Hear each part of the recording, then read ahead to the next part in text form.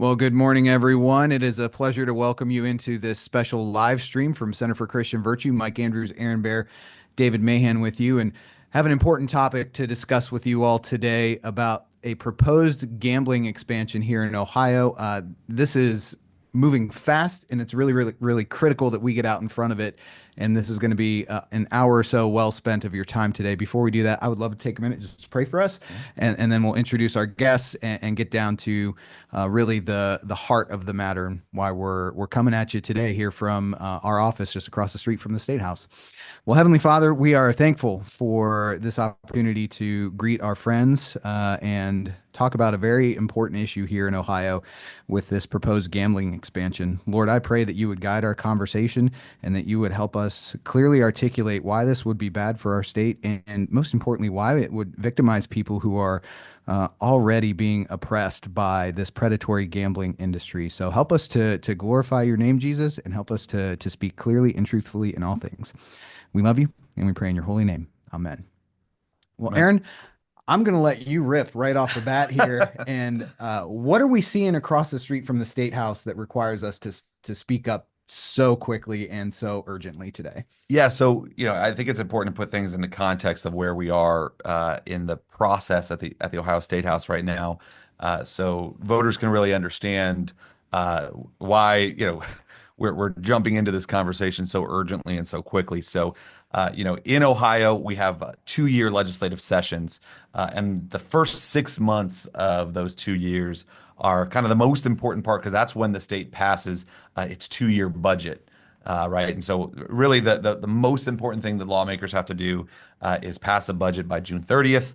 And that's the process that we're in right now. Right. So this is about a $60 billion, a little bit more than that, process that we're going through. Actually, some folks will remember a few weeks ago on our podcast, The Narrative, we actually had Brian Stewart, Representative Brian Stewart, who is the House Finance Chairman, on the podcast talking about, hey, this is what was passed out of the House budget, right?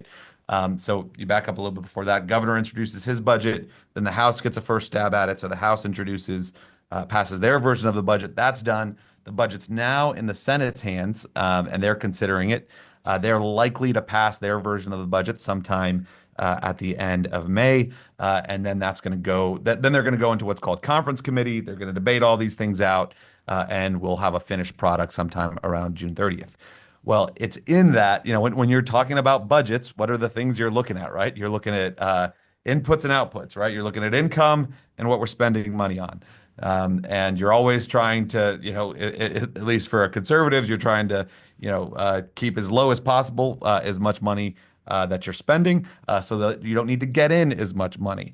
Well, for years, you have the gaming industry and the gambling corporations selling gambling as sort of free money for the state, right? If you legalize this, you'll be able to up your revenues, spend more money on education and all these types of things. And, we've, especially in early years, you didn't see much of gambling expansion, but then obviously the voters approved casinos in Ohio. Last year, there was an approval, about 2 years ago, actually, there was an approval of sports betting on phones. And now, just in the last few weeks, there was some rumblings around the State House on this, but then there was a story in WOSU that Karen Kasser wrote about how actually Brian Stewart, the chairman of the House Finance Committee, is considering an expansion of online gaming through iGaming. What is iGaming? It's basically you can do casino betting on your phone, right? There's also talk around things called video lottery terminals, VLTs. These were approved a few years, I think last year, for kind of like VA and those types of places. Well, now there's a proposal or conversation around allowing these things in bars and restaurants, and those really look and feel like slot machines, right? So both of these things, the industry promotes them as harmless, free ways for the state to increase revenues. What data shows is that actually these things are really, really bad for communities, really bad for families, and actually especially bad for young men. I think that the more I've dove into this, the latest research, you're seeing a real harm on young men, especially when we have a real workforce participation problem with young men right now. So that's sort of the state of where we are right now.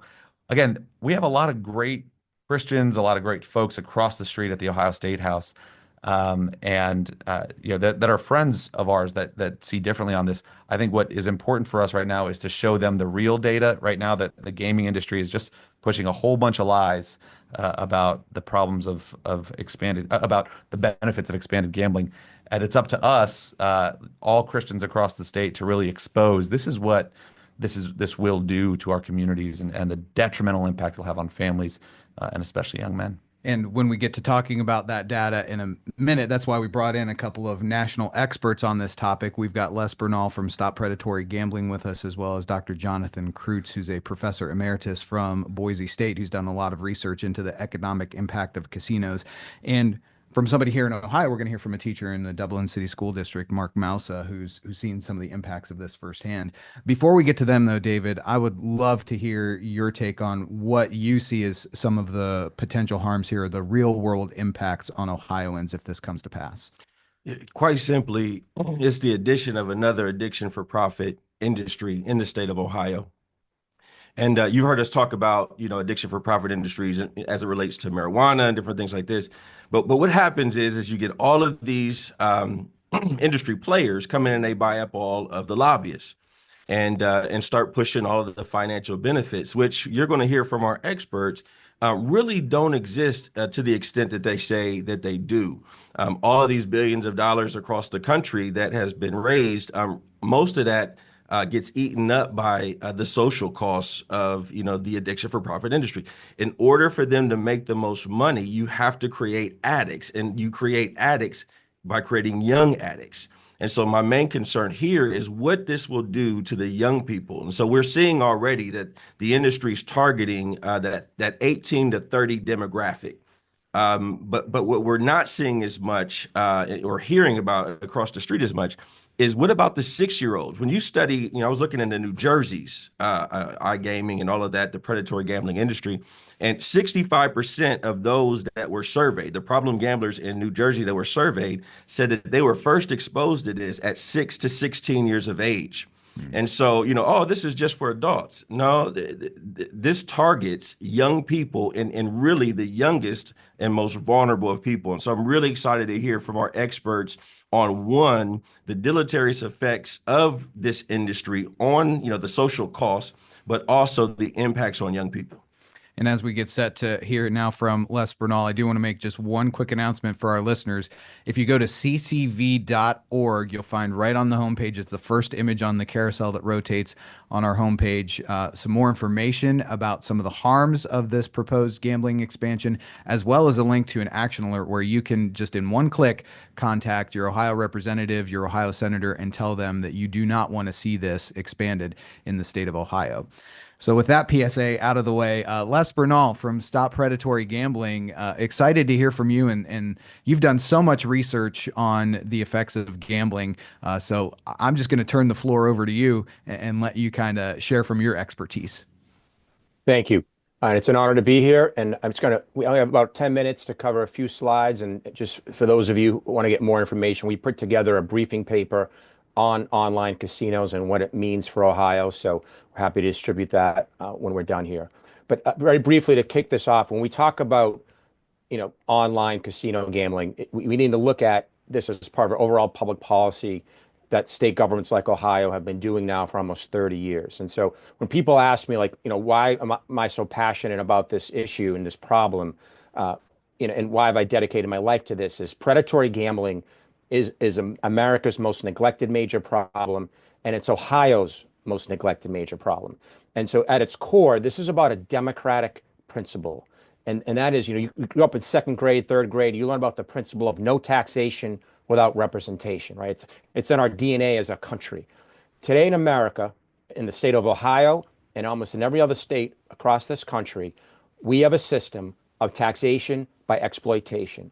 And that's what predatory gambling is. And we're going to briefly touch on why it's a system of taxation by exploitation. But this is a fight around not about whether or not people gamble and what they do privately. This is about the role of government in America today. And it affects people of all political stripes, whether you come from the right or the left. So my next slide here is very briefly, I always love to explain kind of what predatory gambling is and what it's not. So let me first say what predatory gambling is not. It's not the Friday night poker game. It's not buying a square in the Super Bowl office pool. It's not the March Madness bracket in the office. It's, not having a friendly wager on the golf course, with your friends from college. And it's not the local bingo night at the Catholic Church in your community. Okay. Those are social forms of gambling. Yes, they're technically forms of gambling, but they're not, there's no house involved. What predatory gambling is when you partner with powerful gambling corporations, state governments partner with these powerful gambling corporations to use commercialized gambling to exploit and defraud citizens and their communities. So when you run gambling as a business, unlike any other business, it creates a predatory and adversarial relationship between the gambling operator and the gambler. Okay? It's a predatory and adversarial relationship. They are trying to take you down. When you go order a slice of pizza, that pizza owner is not trying to take you down. They're not trying to destroy you. The gambling operators, they're trying to take you, in the words of one gambling industry quoted in Addiction by Design, they're trying to get you to play to extinction until all your money is gone. So, we call this phenomenon, this public policy, the big con. The predatory gambling is the big con. And it's when you mix a known, dangerous and addictive product, which is what commercialized gambling is. It's recognized by the American Psychiatric Association as addictive as cocaine, opioids, and heroin. Okay, so you're taking a known, dangerous, addictive product, and you mix it with a fraudulent and manipulative financial scheme. So the world of these cryptocurrency guys, the FTX scandal, you got Bernie Madoff. Like, this is a con. The more you participate in it, it's a mathematical guarantee that you're going to lose all your cash. So it's a form of consumer financial fraud, but it's also a highly addictive product, and that's what makes it, so dangerous for the people of Ohio and for this country. And the reason why it's been an epic policy failure for the last 30 years. So people say, well, isn't these casinos and isn't online gambling going to be like any other business? All right, and you also hear the cliche, like, because it's become so normalized in America today. This idea the house always wins, and we all chuckle about that. The house always wins when you have commercialized gambling. What that really means is that's part of the con here. Is that, and this is on the left, you see the best graphic I've ever seen, kind of capturing this in a very simple way. It's taken from Addiction by Design, by, I would say, the leading academic in this country into gambling technology. Her name is Natasha Shull. She now was at MIT. Now she's at NYU, and it shows the more money you put into this scheme over and the longer you do it, it's a mathematical guarantee you're going to end up losing all your money. So there you see the graphs. Like, you start with a whole bunch of cash. The longer you do this, you're going to end up losing all your money. And what you see, the graph below that is what a slot machine type experience is like. And that's when you're talking about online casinos. Slot machines are the moneymaker. So the more spins you do on that machine or this online game, it's a guarantee that you're going to lose money, and not just a little bit of money, huge sums of money. So that's why we call this the big con. So in the big picture, this is why this affects everyday Ohio residents. There's been story after story about, inflation and egg prices are on the rise. Like, we've all heard these stories, and it's affecting all of our families. Okay, it's a huge economic issue in our country for everyday Americans and everyday Ohio citizens. Okay, what's the financial impact of predatory gambling today on Ohio families? Forget bringing in online casinos. Let's just talk about what the state of Ohio is doing with these gambling corporations already upon the people of Ohio. So we went through all the annual reports for both the Ohio Casino Commission and the Ohio Lottery Commission since FY 2012. Okay, so the last like 13 years. All right, this is where all these data points come from. Over the next 5 years, without adding any new forms of gambling into Ohio, the people of the state are on track to lose $24 billion of their personal wealth to forms of gambling sanctioned by state governments. That's adding up all the sports gambling, the regional casinos, the state lotteries, the video gambling machines. You add up all the financial wealth being lost to those forms of gambling. It's $24 billion over the next 5 years. Okay, that's jaw-dropping. $4.73 billion, okay, the people of Ohio, of personal wealth, $4.73 billion of personal wealth the people of Ohio lost to predatory gambling and just in 2024, okay? Huge sums of money. Break that down at something more relatable figure. That's $9,132 of personal wealth the people of Ohio are losing to predatory gambling every minute. $9,132. $132. All right. We're having this huge national debate around tariffs. And the argument is we want to make America wealthy again. We want to bring wealth back to America. The people of Ohio are losing $9,132 to a government program day after day in the state of Ohio. And lastly, just to add up, since casinos came online in Ohio back in 2012, you add up all the financial losses to the lottery, these video gambling machines, and so on, and now online sports gambling. It comes to $38 billion of personal wealth the people of Ohio have lost to forms of gambling, predatory gambling, that Ohio state government has sanctioned and promoted the people of the state. That's a lot of eggs. That's a heck Les, of a lot I of want eggs. to real quick. I want to dwell there for a second, Les, because you have a lot of communities in Ohio. Our population in Ohio is shrinking. You have a lot of communities that are struggling, right? You look at the last census data you see in the state, and really it was only Franklin County and Hamilton County, so I think Columbus and Cincinnati, that are growing, right? Most other communities are struggling. Can you just speak to, for a second before we move on here, how really low income Ohioans, and maybe you're getting to this too, but how low income folks are especially impacted by all gambling generally and any expansion in particular? Yeah, there is no debate that low-income people are disproportionately affected by state government's predatory gambling program. It's why the lottery outlets are all concentrated in low-income communities. Like, we don't need to speculate that. The lottery is going to say, oh, middle-class people play the lottery. They only play the lottery and use other forms of gambling when the jackpots are particularly big. They concentrate these casinos and lottery outlets in low-income areas, deliberately targeting those constituencies. And you also can tell by the product itself. Like, look at the electronic gambling machines that are in these casinos across the state. Most of them are the biggest money makers are these penny machines. Like, no millionaire is coming in from out of state to play penny slot machines. They're targeting low income folks day after day after day. And it's not people going a couple times a year. It's the business model for these forms of gambling that the state endorses are people gambling 5 to 6 times a week. That's the business model. It's like, instead of getting a cup of coffee or going to work, people are gambling day after day after day on a government program. Great. All right. So very briefly, I have a couple more slides here, and I'll turn it over to my colleague, Dr. Jonathan Kreutz. So one of the arguments we hear from this, both from Republicans and Democrats, will say, hey, I hear all this, Les. I know it harms people. It's a huge financial impact. But, hey, isn't this a great revenue for the state? Aren't we reducing taxes for the people of Ohio?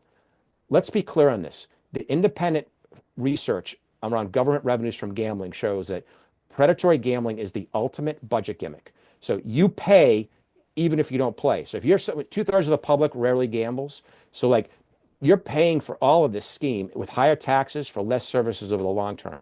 And that's not me saying this. This is the experts. The number one expert in the country when it comes to government revenues from gambling is Dr. Lucy Dedayan. She was once at the State University of Albany in New York, Rockefeller Institute here. This is her national report on state revenues from gambling. Short-term relief, long-term disappointment. That's her report now. She's at the Urban Institute. It's the ultimate budget gimmick. So you, the gambler, you, the non-gambler, you pay for this even if you're not playing it. You're paying higher taxes. No one in Ohio is paying less taxes today because of all the $38 billion that the people of Ohio have lost since 2012. And then my last slide here, actually last 2 quick slides, is you hear these terms like responsible gambling. We have all these programs in place to help all these folks. So the image I love to use is when it comes to alcohol, there's a multi-million-dollar industry around non-alcoholic beer, non-alcoholic wine, and so on. Both in Ohio and across this country and across the world, there isn't a single commercialized gambling operator that markets himself as, hey, come gamble with us. We're the responsible gambling operator. And the reason for that is it's not financially viable. The business model for casinos, online gambling, it's based upon addicted citizens. 60% of profits in a casino come from addicted gamblers. And in online gambling, 70%, it's right from the Wall Street Journal, 70% of the profits are coming from 1/2% of the people who use the gambling apps. So that's part of the con as well. Responsible gambling is a sham. And this is my last my favorite talking point of all. And I always say this to the end because it really underscores what a con this is in state after state, in gambling company after gambling company, they'll stand up and they'll say, hey, This is just like any other form of entertainment in Ohio. It's like going out to dinner, having a glass of wine, going to the movies. Well, predatory gambling is the only product or service in the country, in the world really, where the people who own it and promote it don't use it. So on our website, we have a whole thing, we call it the Hypocrite Hall of Fame, of all these quotes from governors, state senators, state reps, casino operators, online gambling operators who say, hey, this is great for your community there in Ohio, but you know what? I don't gamble myself. I have retirement funds. I have a college fund for my kids. I have an emergency fund and so on. I own a second home.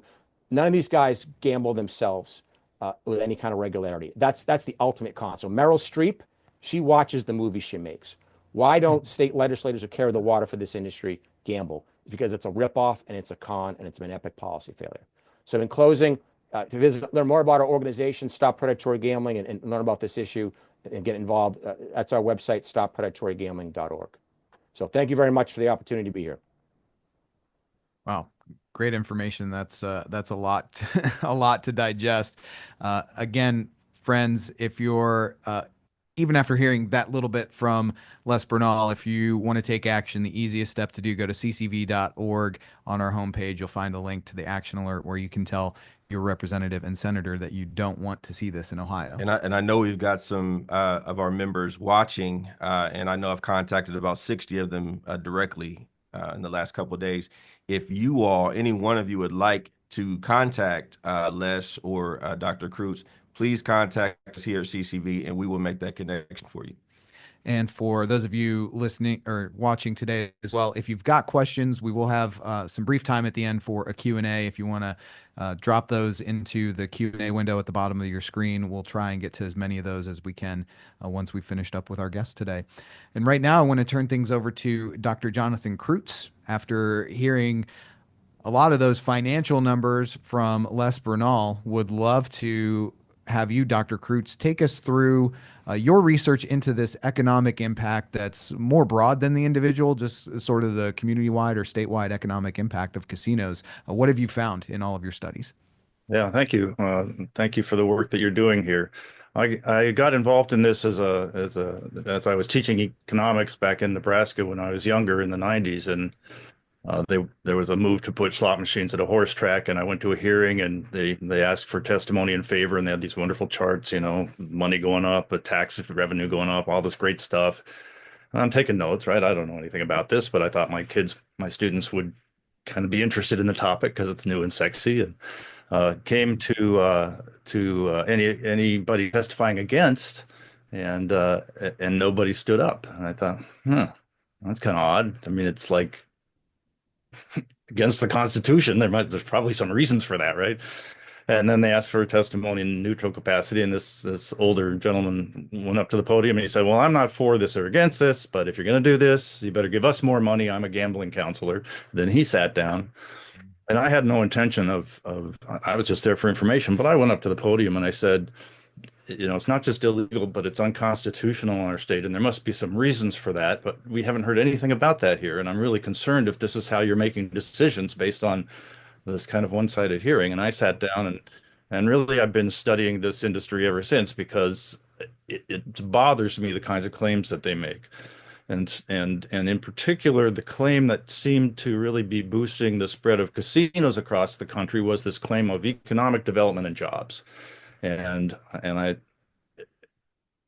always puzzled me, because I think, Aaron, you said in your introduction, like, this isn't money from nowhere. This is money that's coming from somewhere. And where's it coming from? Well, it's not like everybody in the surrounding states of Ohio are coming into Ohio to leave their money behind. It's the people in Ohio that are gambling in the Ohio casinos, and that has an impact on the Ohio economy, but nobody had studied that. And so I got a hold of census bureau data over a 15-year period, and we looked at areas with casinos and areas without casinos, and my hypothesis was, well, if this is true, then we should be seeing a rise in retail sales in the casino areas versus the non-casino areas, if casinos are really boosting growth like they claim. And we should be seeing an increase in employment more in the casino areas than the non-casino areas. And so we ran the numbers, and the result was no, in totality, not a difference on retail sales growth, except that from 2007 to 2012, the Great Recession, when things kind of crashed in the economies, they crashed 3 times worse in the casino economies than the non-casino economies. And so the conclusion is, well, in good times, casinos don't boost economies, and in bad times, they are an anchor. They make things worse.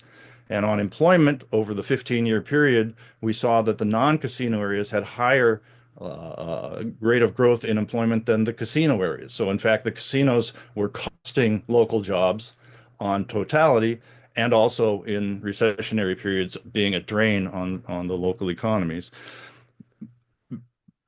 Part of this research then is the question, well, if these claims aren't true, and yet these are the claims that the casinos have come into all of these states based on these claims, we should be very skeptical of anything that gambling promoters claim.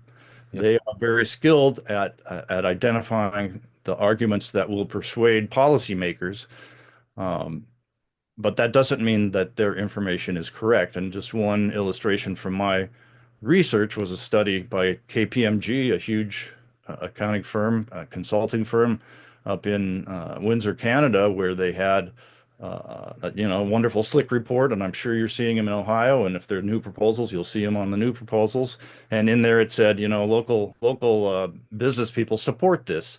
That was in their executive summary. But if you dig down into the details of it, they talked to 7 businesses in a huge city. They talked to 7 businesses, and half of them said, no, we don't support this. So this is what they're building their arguments on, and they're really not credible arguments on economic grounds. And Dr. Kurtz, I want to zero in there because I think what you just said is a really important point. Like this, a lot of this iGaming now, right, is this is an emerging industry, right? And so the data is really just starting to come on about the true, really damaging effect of this. But I think all of your research into casinos is especially relevant because all you have to imagine is, obviously with a casino, as damaging as that is, people have to make that personal decision to leave their home, to drive to the casino, to go in, all of those types of things. Now, what we're talking about is just putting that casino in their pocket everywhere they go, right? Could you talk a little bit about how the casinos have gotten so good at creating addicts and making you want to keep playing, and how they really design these games. And we're asking an individual to compete with a multi-billion-dollar industry that has poured countless resources into figuring out how to give folks just enough dopamine hits to keep them hooked. Yeah, my research on the economic impact of casinos, I thought, was a big gap in the literature. Another gap is on how much of this revenue is actually coming from people who are not in control of what they're doing. They are addicted. And other people, fortunately, especially recently, have done some good work in that area. A recent study out of Connecticut demonstrated that 70% of the Connecticut population, 70% of the money being lost to gambling in Connecticut is coming from people who are exhibiting signs of addiction. 70%. So to you in Ohio, if you're talking about, hey, let's put this online, a casino in your pocket, you're not talking about everybody in Ohio paying a little bit and then the state keeping some. You're talking about finding and creating, really, and the casino companies are very good at this. The state doesn't have to do this. The casino companies will find the people who are susceptible to gambling as less as day after day, hour after hour. It's 2 seconds a bet. You're betting on your phone. They'll find them, and that's where the revenue is coming from. So it's at the expense of these people who are addicted in your state that you're supporting state programs, maybe state programs to support addicts. Like, it's kind of mind-boggling. I want to hit on that for a second, Dr. Kreutz, because let's just have real talk for a second here, right? We've got a lot of, if there's a streaming service on Apple TV, we are my family probably has it, right? So when I'm watching my kids' shows with them and the ads come up, I am not seeing any ads for gambling. My wife and I are watching, and I know we're CCV, but pray for me. We're watching Mobland on on Paramount Plus right now. Not an endorsement or recommendation Exactly, to watch that show. but it's really good. Does explain a lot around here. Exactly. The abuse that we take. Exactly. But it's a show very much geared towards young men, right? Especially. And over the last, I feel like 3 weeks, all of a sudden I'm seeing all of these ads from MGM Grand about iGaming. The craziest part about that is I live in Ohio. This is illegal right now. But MGM and the casinos very much know that they are aware of this proposal in Ohio. And they are trying to get people excited about it. And literally, the ad I saw just last night, watching the Central Intelligence show again, also on Paramount Plus. Again, this is not sponsored by Paramount Plus, but it's a good show. Like it was a guy sitting there, and he was trying to get a sentence out about how much fun it is to gamble on MGM Grand on their phone, and he couldn't get the sentence out because the jackpots kept going off, and it was like. He would just, subscribe to MGM. Oh, another jackpot. Oh, another jackpot. Oh, another jackpot. Again, making the case that, all you got to do is download this app and you're going to be covered in money here soon and jackpots on your app, which very clearly cannot be the case because they would not be making money and endless money on those types of things. Sorry, from your perspective on all that, I'll get to a question, but I just the seeing how much the fix is in from the casino industry right now is massive, and these guys know what they're doing when they're coming in to try to sell the lies. Is that right, Dr. Kreutz? They absolutely do. And if you think about it, in 2023, $2 billion was spent to promote online sports betting, $2 billion in the United States. Now, if that doesn't affect consumer behavior, they wouldn't be spending that money. It's insane how much advertising comes in to push what they are saying is an entertainment product. If it's that entertaining, why did they spend so much? Part of that $2 billion is in free bets. So if you get to betting and then you stop betting, they will send you coupons to say, if you put in another $50, we'll match it. Put in another $500, we'll match it. And for them, it's not an expense because you're going to gamble it away, and then you're going to gamble away your own money also. So they keep you coming back until your worldview kind of crushes down to just betting.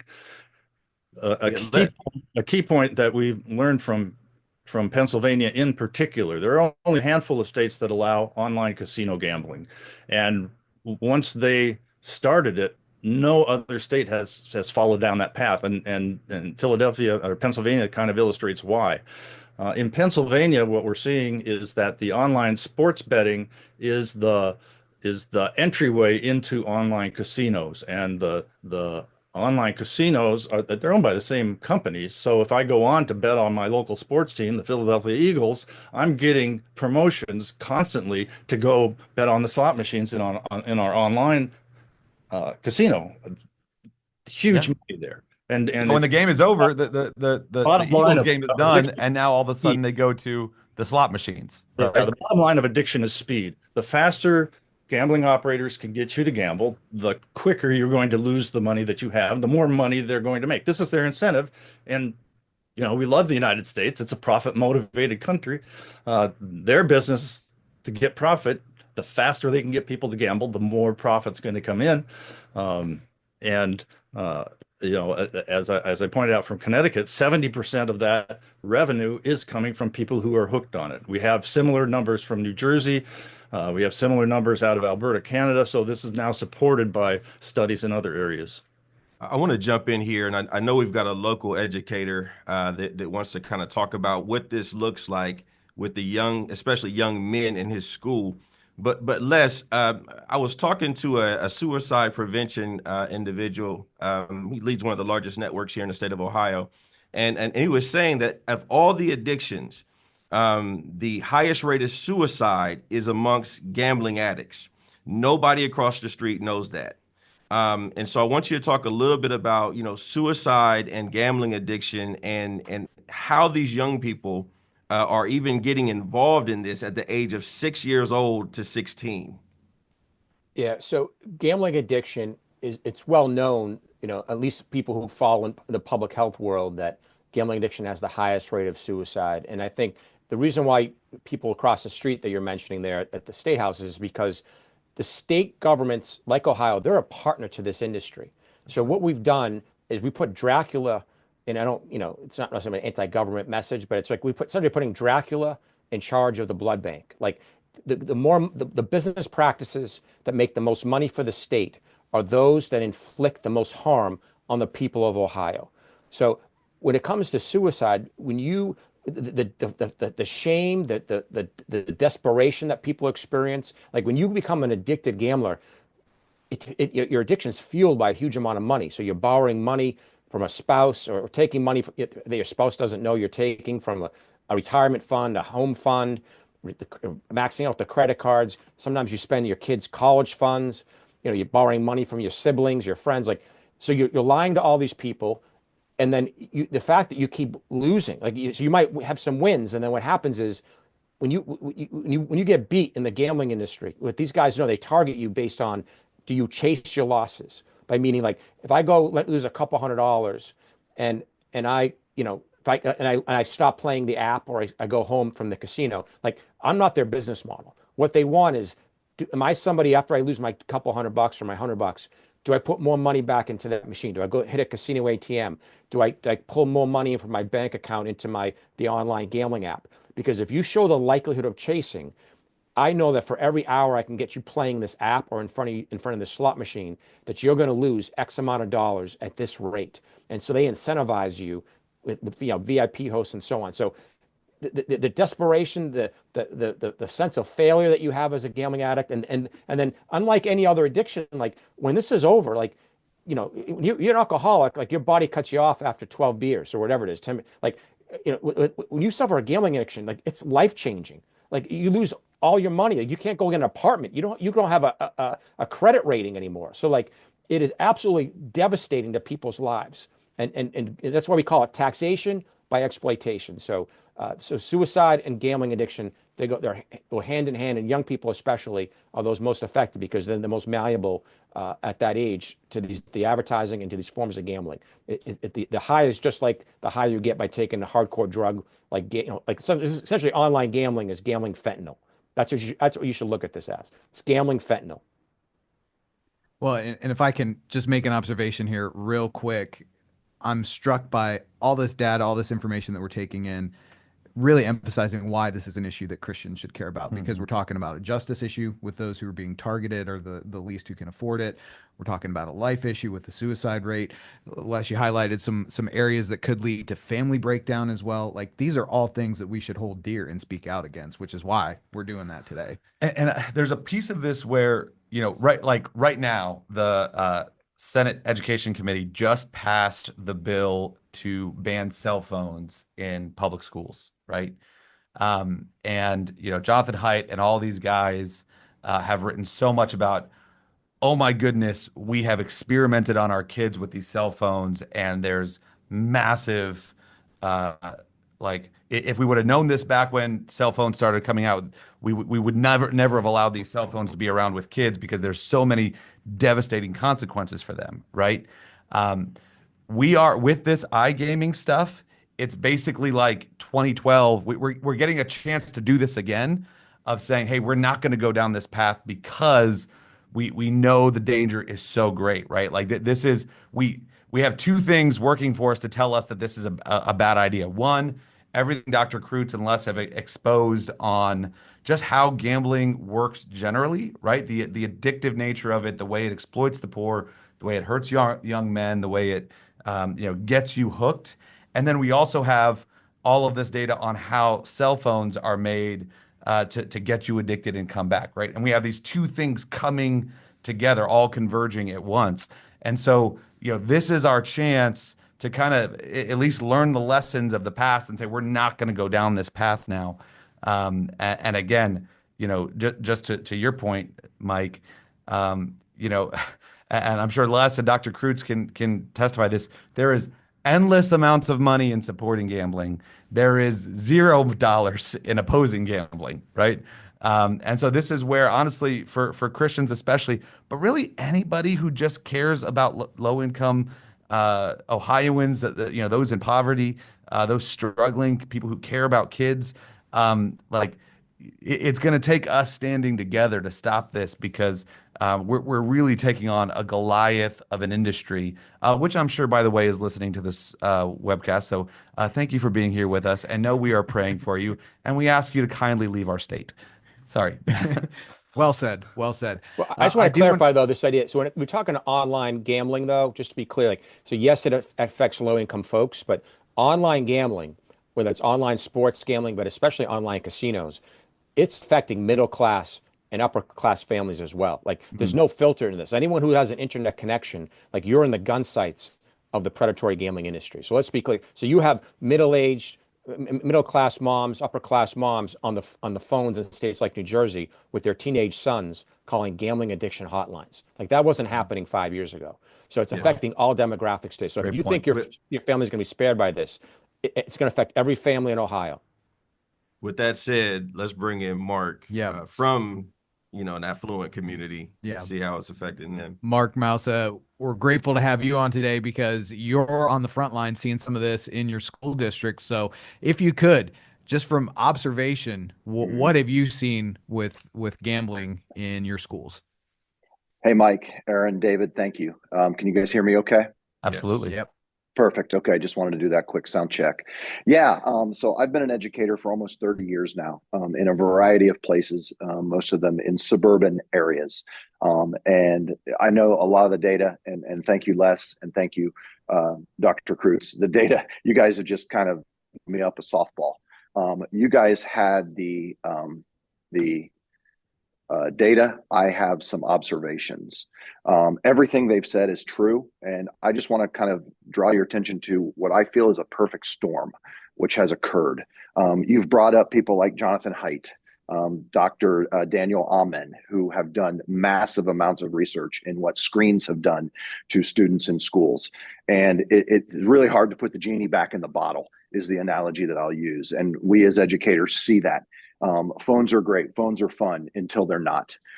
I feel like we're on the cusp of that with this online gambling. And what happened is, in schools, we had COVID in 2020. Everyone went online. Everything was locked down. People depended on their screens more than ever to stay in touch. And then coming out of that in 2023, Ohio legalized sports betting on January 1. And it was massively advertised all over the place. And what that has done, it has taken some of those things that were alluded to earlier, like March Madness brackets and fantasy football leagues, which young teenage boys have participated in for a while. And it has now monetized it. And what I am seeing is young men, as David alluded to, 16, 17, 18 years old in high school. This is what their conversations have turned to. They're not talking about girls. They're talking about the spreads. They're talking about lines. They're talking about over-unders. This is how the vocabulary is changing as the students meet in our schools and have small talk in between classes. They're talking about, was the spread made? Oh man, this and this. And they are actually gambling on these things. What has made it difficult is, with all the data we also have on social media and the power of the phone, is a lot of these online sites are credit card and debit card driven. So these young men are not literally having to lay cash down at a physical place. So we're talking about young people whose frontal lobes are not developed until 21, 22, 23 years old. Data has shown us that forever. Now are not even having to physically handle money. It's something different when you have to lay $20 of your own money down. But when you're paying with a debit card or a credit card, that's not even real money. So what's happening is, some of these young people are not even seeing the bill until a month or two later from decisions they made, last month. And it just is, it's one of those things where it really is a perfect storm. I will compare it to what happened with the porn industry when the internet came out. There has always been pornography. People will argue that. But when the internet came out, it revolutionized the way the pornography industry markets and pushes it out. That's what's going on with gambling. There have been casinos. It's been gambling for a long, long time. But now that it is mobile, now that it's on everyone's phone, now that you can just enter a credit card or a debit card number and you don't have to pay physical cash, that is a perfect storm for these young people that are growing up already in a society addicted to video games, looking for distractions, constant boredom, looking for things to do. And it really has become a point of discussion around these young men. It's what they talk about. And truth is, they've always talked about sports. Now they're just talking about sports differently. And the interesting thing, it's not just the NFL and the NBA. It's also English Premier League soccer. You look across the pond in Europe, F1 and English Premier League, the number one promoters on all those jerseys around the stadiums, on all the LED boards, are betting companies, online betting companies. And there is a huge niche that, quite honestly, we legalized it in Ohio, but sports betting has been legal online in Europe for years. And it's normalizing it for these young people. They're growing up in this environment where the NFL has DraftKings advertisements. And it's no longer any type of faux pas or any type of thing that we need to be concerned about, because these brand names are now involved in this industry. For these young people, again, that do not have a fully developed frontal lobe, it's normalized this type of behavior. And oh, what's the big deal? It's $10 here, it's $10 there, it's $20 here. And then they get to college and they have access to more money. And then they're spending more money. And it does lead to those addictive tendencies that become started at adolescence and then become rooted when they're adults. That's well said, Mark. I remember about 6 or 7 years ago when sports betting was first floated at the State House, and I was testifying against it, and a lawmaker said, and I talked about how this is going to change the way the next generation understands sports, right? Again, when I was a kid watching Sports Center, they never talked about betting. Now you turn on ESPN on any given day, and that's all it is. It's literally, here's the line, what do you think? And the scroll running around the bottom is, here's the line, what do you think? And I remember one lawmaker said, well, we included in the bill a prohibition on marketing to kids. And I said, what in the world does that mean? Does that mean you're going to require my kids to close their eyes when we drive down 71 and there's a big billboard there making gambling look so cool? I thought, how do you practically do that? And I really want to zero in on what you're talking about with young men, because again, there's so much research being done right now and so much conversation about sort of the assault on young men today, and how young men aren't getting out of adolescence because of the combination of video games and pornography, what's going on in the workforce, all of those types of things. You're hearing women say, hey, there's not, Brad Wilcox, who co-authored our Hope in a Future report on this, has documented this quite a bit, that young women are finding it harder to find marriageable men. And this is going to only exacerbate that, right? This is only going to be pouring more gasoline on that fire, when instead we need to be looking for ways of how do we, one, get our men to grow up faster and get into the workforce and participate in the growth of our state. And when you're even hearing, I think what's important about this too, Mark, what I'm hearing from you is, you're at a wealthier school district and you're seeing it impact young men too, right? This isn't just, some of the issues we talk about are just happening, they kind of get buried. Oh, well, it's in the city of Cleveland or it's Columbus City Schools or something like that. This is everywhere that you're seeing this. Absolutely. It's everywhere. It's all demographics. It cuts across everything, because this is what young people are interested in. Sports is a billion-dollar industry. And as you said so well, Aaron, the whole narrative has shifted over the past 3 years. You never heard on sports talk radio anyone offering up prop bet information. Now on radio, and take all of this now and put it online. It's streaming. The students are not watching network TV like we grew up doing. They're watching streaming services. They're watching TikTok. They're watching online services. They're getting If they have done any sports betting online, the analytics are now sending them additional advertisements all the time on every right. pop-up window that they're going to. So they are getting constantly bombarded with this information and with other opportunities to do this. And what is happening, it's normalizing this behavior for 16, 17, 18-year-old young men. They're looking around their world and they're saying, everyone's doing this. This is what everyone's doing. It's okay. Yeah. Yeah, no, and that's part of what makes this such a big issue across the streets. We're dealing with millions of dollars. Les, I know when I was looking at New Jersey, I saw that they netted about $385 million in taxes in 2022. But when the National Economic Research Association looked at, okay, what are the social costs, that came up to about 350 million. And so, we're right here in the middle of our budget season, where you hear us say all the time, we do three things in a budget: we educate, we medicate, and we incarcerate. And looking at the deleterious effects that go into that $350 million price tag on costs, we've got crime, bankruptcy, mental health issues, relationship problems, including the breakdown of marriage, right, which is a huge issue here in our state. We're seeing a 40% divorce rate amongst problem gamblers, and then health care and social costs. Please speak to our members that think that this is going to be a huge deluge of cash, and they're not even thinking about the costs.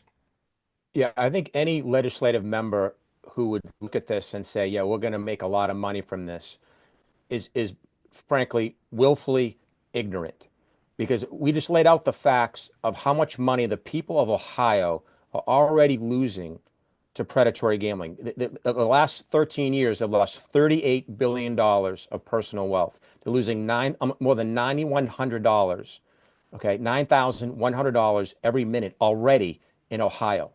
Okay. And that's just gambling, right? That's just the money spent gambling. That's just the money. That's if you add up all the combined losses to the state lottery, to your regional casinos, and to sports gambling, add up those three categories together, it comes out to more than and just last in 2024 was $4.73 billion of lost personal wealth. And that's out of the state, right? Just to your point, you're not going to the bar and supporting your local bartender, right? That's out of the pockets of everyday Ohio citizens.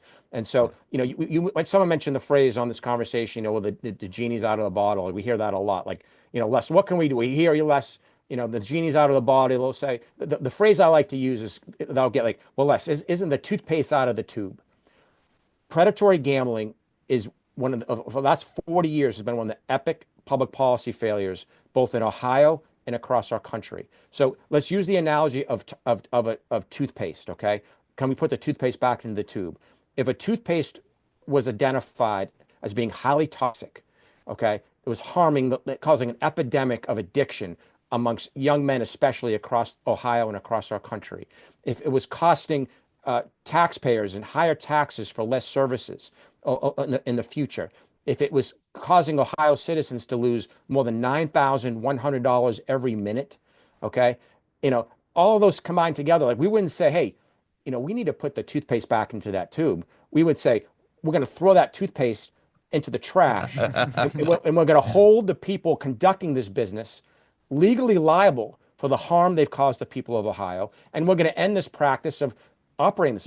This isn't a debate whether or not people can gamble. People can already gamble on sports prior to Ohio legalizing this. What was illegal is none of us could run our own sports book. None of us can run our own casino. And it's because when you run gambling as a business, as we talked about earlier in our conversation, it's a con. It's a form of consumer financial fraud. So this is Ohio's most neglected major problem, and it affects, regardless of where you sit on the spectrum, it's affecting almost every other issue that you care about in Ohio. You care about families, expanding the middle class, improving your economy, improving your budget situation. All of this issue intersects with all of those.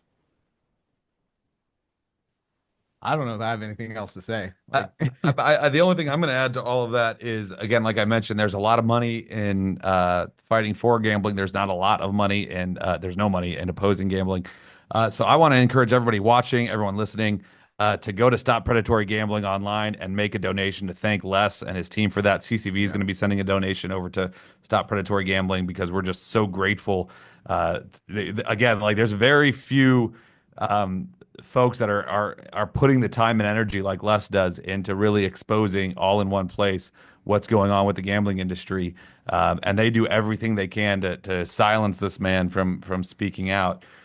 So please go support Stop Predatory Gambling, and help us by speaking to your lawmakers. This isn't a done deal right now, right? Lawmakers are just doing this, just beginning to discuss this, and the budget's still ongoing.